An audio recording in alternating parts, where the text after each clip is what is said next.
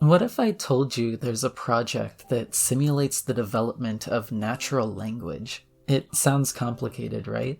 Well, what if I told you that it's extremely simple? So simple, in fact, that it's done entirely in Minecraft. If that got your attention, then wait until I mention that you can join in this project yourself. You, right there, watching this video, can be part of it.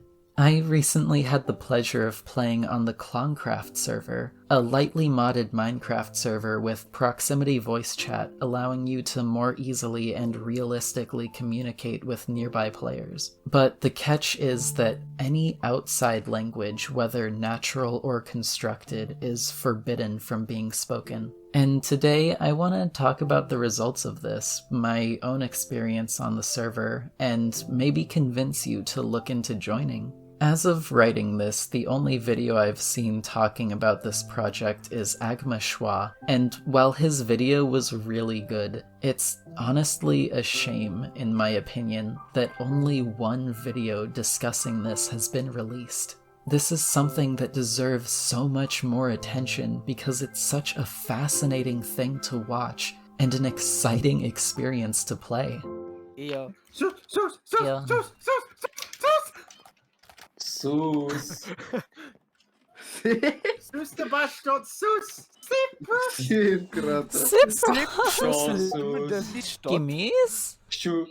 So, I feel you might have some idea of what this is like based on the description I gave, but I'll go a little more in-depth. When speaking, you're forbidden from using any words from an outside language. No I need, no danger ahead, no yes and no. Instead, you need to find ways to convey concepts and name them as they appear. It's as if you were a caveman meeting people for the first time before Webster invented the dictionary. Point at a rock, say a word.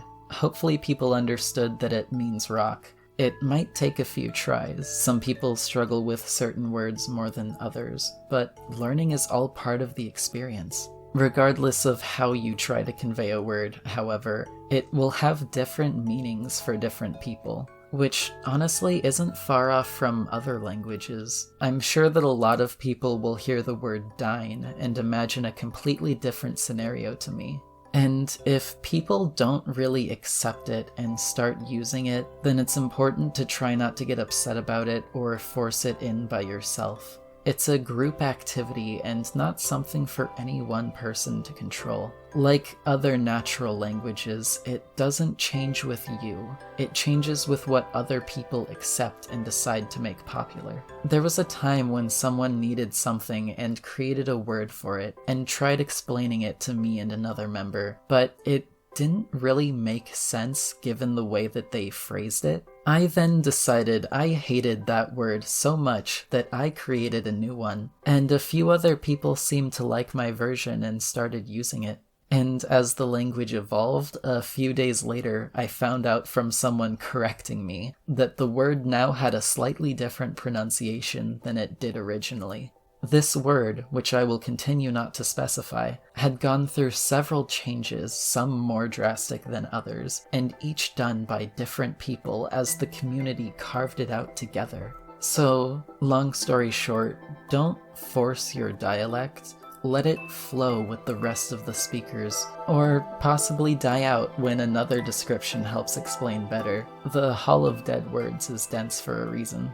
I joined in a bit late, so a lot of the language had already been mostly developed when I got to it. But even then, I was there to witness the language evolve several times in the first week I played, and, as I said, even made some of my own words when exploring with people. I even saw a few older members rejoin for the first time in months, only to say that they no longer recognized the language being spoke, that it had evolved to a point in only months that they now needed to relearn it. The rapid changing state of the language makes it so the experience stays fresh, whether you're just joining or have been around for a while. And, of course, after your brain melts and you need a break from the onslaught of language learning and new words, you can settle down and play Minecraft.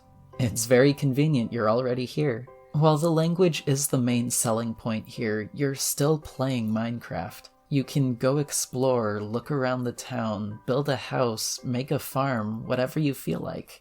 I should also go over some of the server rules, though, before encouraging anyone to enter. Dugo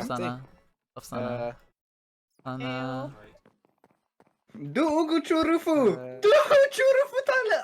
Oh. As I mentioned, the server language develops naturally, so any language from outside isn't allowed to be used and potentially influence how it develops, or people's experience learning it. And in the same sense, you can't translate any of the language into another language outside of personal notes that no one else is allowed to view. You can't just say, this word means tree. You need to figure out how to convey the message without being misinterpreted. And if you do get misinterpreted, and that new idea spreads, well, maybe you accidentally evolved the language. I guess we'll see. Also, because of this, if you're gonna try to deduce the meaning of what anyone says in any clips throughout this video, I ask that you don't comment what you think it means. Whether it's a joke or not, whether it's right or wrong, it's best not to have notes leaked. Even if I was allowed to translate sentences, though, I'm not sure I confidently could. There's several things that I know, and I understand what they mean, but then when I think about how to translate them back into English, it can be complicated. There could be several ways to do it, and if you want a literal translation, then it might completely remove the meaning. We're all gamers here, we all most likely know what meta is, and this server does what it can to avoid meta entirely. When it comes to communication, at least, you can still build your max efficiency farms, maybe even use redstone if you're feeling quirky. But with communication, there's no efficient way to convey any message. I'm actually still trying to get the hang of the boundaries between what is or isn't meta, and I'm still getting scolded sometimes by the admins. But as long as you use no English when talking about the server aside from it's a cool place where you speak a new language, then you should be good. Avoid detailing what you plan on doing in the server, any words that you plan on creating, or making any translations. I'm even planning on asking an admin to read over this script before I record it, and possibly the video when it's edited, to make sure no clips are too meta, and they shouldn't be leaked. And to anyone else who might want to make a video of their own and help spread the knowledge of this server further, I would also recommend talking to the admins about watching through it, as at the time of recording this, we recently had to ban someone for giving too many details of what they planned to do in the server in a video that they uploaded. Also, outside of stated rules, one major concern I hear a lot when I talk to people about the server is slipping up and saying something in English, which is a valid thing to wonder. But don't be too scared though. Whenever someone slips up, we all just nudge them back and tell them not to use meta. It's not like you'll get banned if you say something wrong and then slip up and say, "No wait," or something like that. Unless you intentionally ignore repeated warnings, then no one will hold it against you to have a few slip-ups. Now, of course, this all comes back to having a major effect on the gameplay. Mostly my own, but regardless, it'll change up how anyone plays at least a little. Yo, Lenny. No, Sipra. No, Brr. brr. No, brr. Brud. B. Brud. Duchu brr. Quinoa. Ba. Brr. Ihi. Brub. Brr. Ihi. Sempre raz givagu. Quinoa. Brr.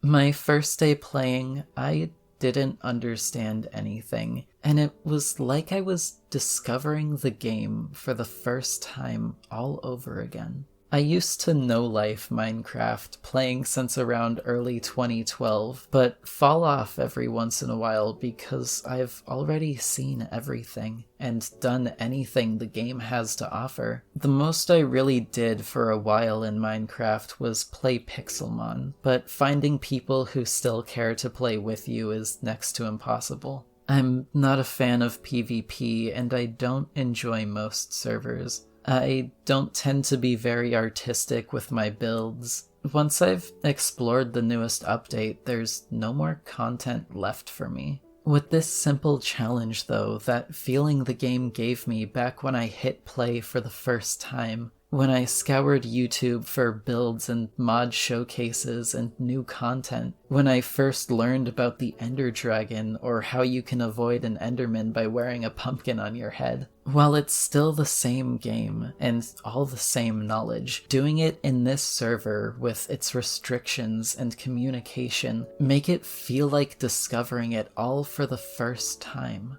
When I find a new thing, I get excited again, because it's something I can take home and I can ask a name of. And the communal nature and friendly players make it what I personally feel to be the ideal environment for a server. It goes without saying that this also changes how you interact with other players. The way you ask for help, directions, items, how you make callouts when exploring, and in some aspects even how you build and decorate structures, but I shouldn't spoil that one for you. This is a bit of a stray from my usual content, talking about a server rather than a game. And it's a kinda censored topic, so I'm not too sure how to make this a long video. But if you're interested in a new challenge to make the game feel fresh again and aren't dissuaded by the language barrier, I highly recommend trying out the server for yourself. And if you're new, then maybe I'll be there to teach you the basics. That's all for now.